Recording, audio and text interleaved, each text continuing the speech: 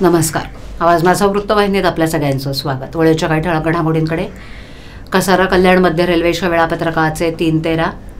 ठाण्यात नाईक विरुद्ध सरनाईक. भाजपा शिंदे गटात संपर्क मंत्र्यांवर कुरघोडीची नवी रणनीती.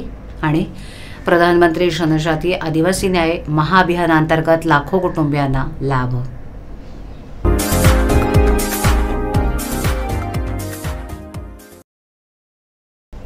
मध्य रेल्वेच्या कल्याण कसारा मार्गावरील तांत्रिक अडचणींमुळे उपनगरीय लोकलच्या वेळापत्रकाचे 3-13 वाजलेत. तसंच सेवा विस्कळीत होण्याचे प्रकार वारंवार घडत असल्यानं मुंबईत प्रवास करणारे चाकरमानी हैराण झालेत. कल्याण कसारा मार्गावर रेल्वेच्या फेऱ्या वाढवल्या नसल्यानं शेकडो प्रवाशांना दरवाजाला लटकून प्रवास करावा लागतोय. वाढत्या गर्दीमुळे या मार्गावर गाडीतून पडून झालेल्या अपघातात अनेकांचे जीवही गेलेत. गेल्या 10 वर्षात प्रवासी संख्या वाढत असताना एकही लोकल वाढलेली नाही. प्रवाशांच्या मागण्या पाहता एक्सप्रेस मालगाडीच्या इंजिनात बिघाड होणं, रेल्वे रूळ तुटणं, सिग्नलमध्ये बिघाड अशा तांत्रिक अडचणी वारंवार येतात. रेल्वेनं वेळेवर प्रवास करणं जिकरीचं झालंय. त्यामुळे मेल एक्सप्रेसकरता स्वतंत्र मार्ग असावा अशी मागणी होते.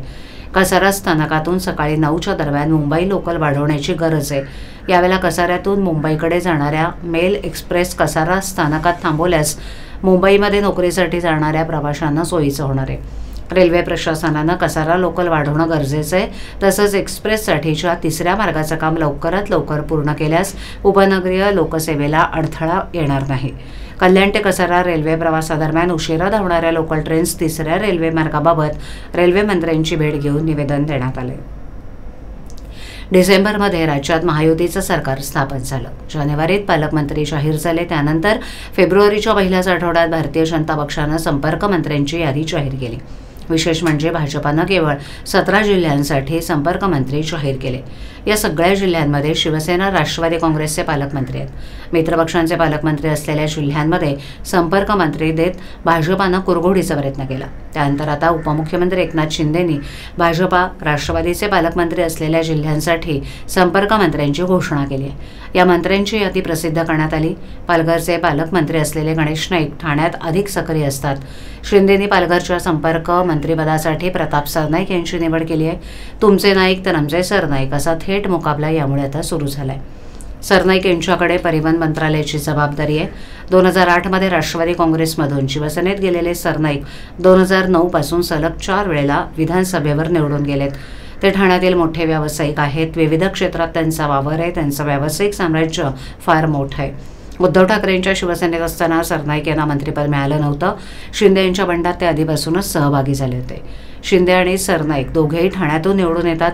ठाण्यात नाईक यांना सक्रिय करून शिंदेंच्या वर्चस्वाला धक्का देण्याची भाजपाची रणनीती आहे. त्याला प्रत्युत्तर म्हणून आता शिंदेंनी सरनाईक यांना पालघरमध्ये सक्रिय करत मोठा डाव टाकलाय. भारताचे प्रधानमंत्र्यांनी जनजाती गौरव दिनानिमित्त प्रधानमंत्री जनजाती आदिवासी न्याय महाअभियान सुरू केलं आहे. देशातील 75 विशेषतः असुरक्षित आदिवासी गटांचा विकास करणं हा या अभियानाचा उद्देश आहे. प्रधानमंत्री जनजाती आदिवासी न्याय महाअभियान अंतर्गत आदिम जमातीतील पात्र कुटुंबांसाठी देशात 4.90 लाख लाभार्थ्यांना लाभ देण्यात आलाय. त्याच धर्तीवर ठाणे जिल्ह्यातील अंबरनाथ, भिवंडी, मुरबाड, शहापूर, कल्याण तालुक्यातील 2024-25 अंतर्गत प्रधानमंत्री जनजाती आदिवासी न्याय महाअभियान अंतर्गत आदिम जमातीतील सर्वेक्षण 13,032 कुटुंबांचं करण्यात आलं असून 12,237 पात्र घरकुल लाभार्थींची संख्या तर घरकुल मंजूर लाभार्थी 6,462 संख्या आहे. कातकरी कुटुंबांना घरकुल देण्यासाठी जिल्हा परिषदेमार्फत मिशन मोडवर कामकाज करण्यात येत आहे. प्रथमतः अंबरनाथ, भिवंडी, मुरबाड तालुक्यातील केवळ 35 ग्रामपंचायतींचा प्रधानमंत्री जनजाती आदिवासी न्याय महाअभियानांतर्गत समावेश करण्यात आला होता.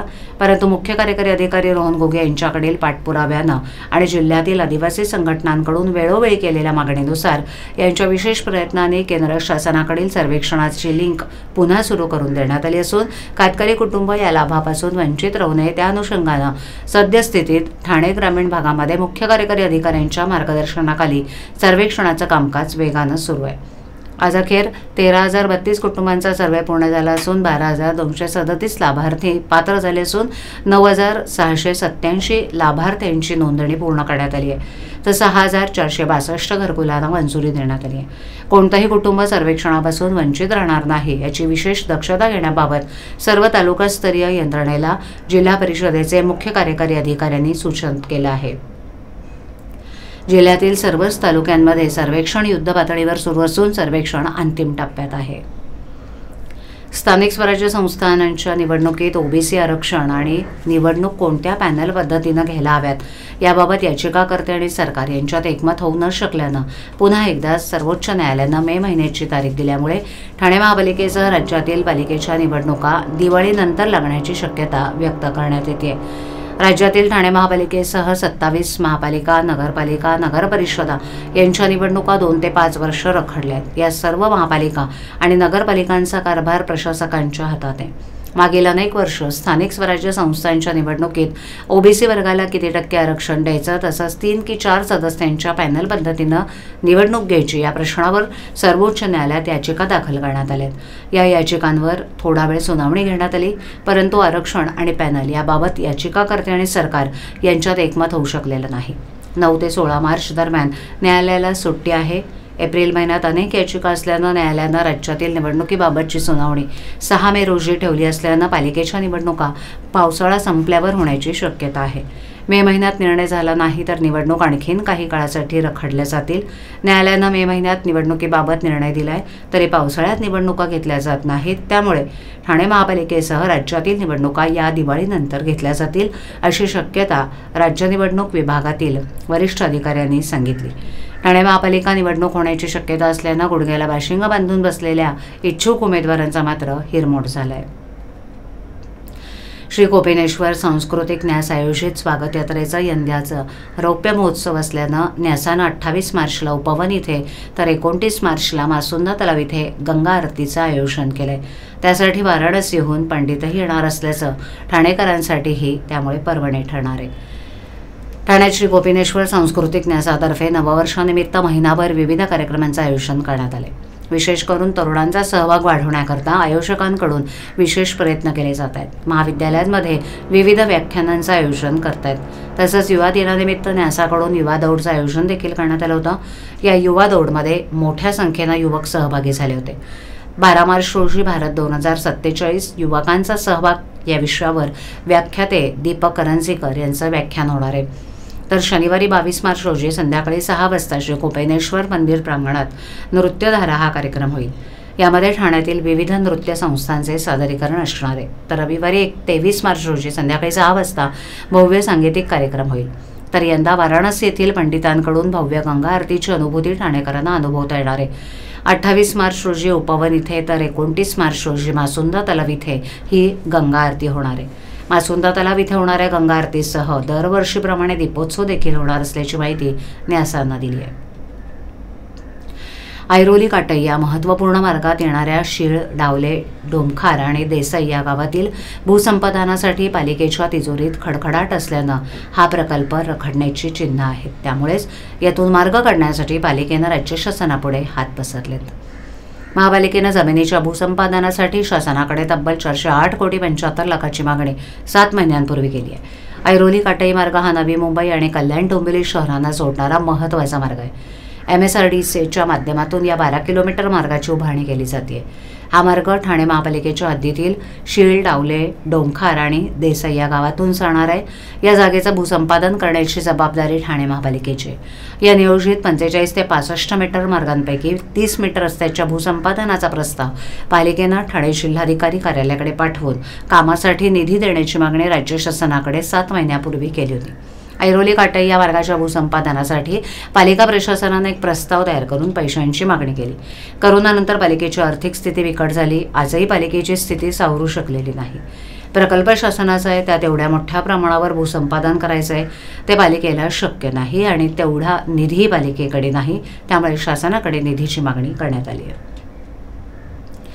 ठाण्यातील घाऊक मसाला बाजारात अन्न आणि औषध प्रशासन आणि ठाणे नगर पोलीस स्टेशनच्या संयुक्त कारवाईत मोठ्या प्रमाणात प्रतिबंधित पान मसाला जप्त करण्यात आलाय. मंगळवारी झालेल्या या कारवाईत लाखोंच्या किमतीचा साठा जप्त करत अनेक विक्रेत्यांवर गुन्हे दाखल करण्यात आले.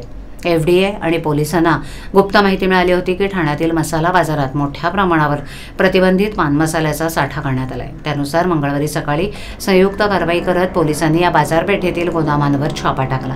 या कारवाईत विविध ब्रँडच्या पान मसाला, गुटखा आणि तंबाखूजन्य उत्पादनांचं मोठ्या प्रमाणावर पॅकेट्स जप्त करण्यात आली आहेत. जप्त केलेल्या मालाची किंमत लाखोच्या घरात असल्याची प्राथमिक माहिती समोर आली. पोलिसांनी या प्रकरणी काही विक्रेत्यांना चौकशीसाठी ताब्यात घेतलं असून अन्न सुरक्षा कायदा आणि इतर संबंधित कायद्यानुसार गुन्हे दाखल करण्यात आले. महाराष्ट्र सरकारनं राज्यात गुटखा आणि मात मसाल्यावर संपूर्णपणे बंदी घातली आहे.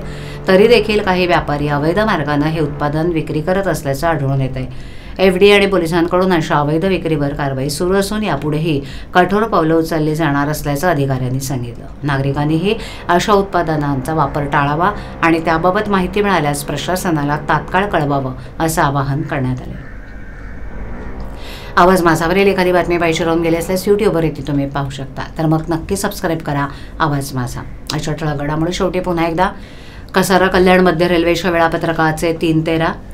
ठाण्यात नाईक विरुद्ध सरनाईक. भाजपा शिंदे गटात संपर्कमंत्र्यांवर कुरघोडीची नवी रणनीती. आणि प्रधानमंत्री जनजाती आदिवासी न्याय महाअभियानांतर्गत लाखो कुटुंबियांना लाभ. आपल्या विभागातील काही सूचना अथवा समस्या असल्यास आमच्यापर्यंत जरूर पोहोचवा. आम्ही तुमचा आवाज नागरिकांपर्यंत नक्की पोहोचवू. आम्हाला संपर्क करण्यासाठी आमचा पत्ता आवाज माझा 103 सायलेक आदर्श नगर कोलपाट रोड ठाणे पश्चिम. दूरध्वनी क्रमांक 7666213141. आमचा ईमेल ID awazmaza.tvnews@gmail.com. तर पुन्हा भेटू याच वेळी याच ठिकाणी काही नवीन घडामोडींसह आवाज माझा वृत्तवाहिनी. तोपर्यंत नमस्कार.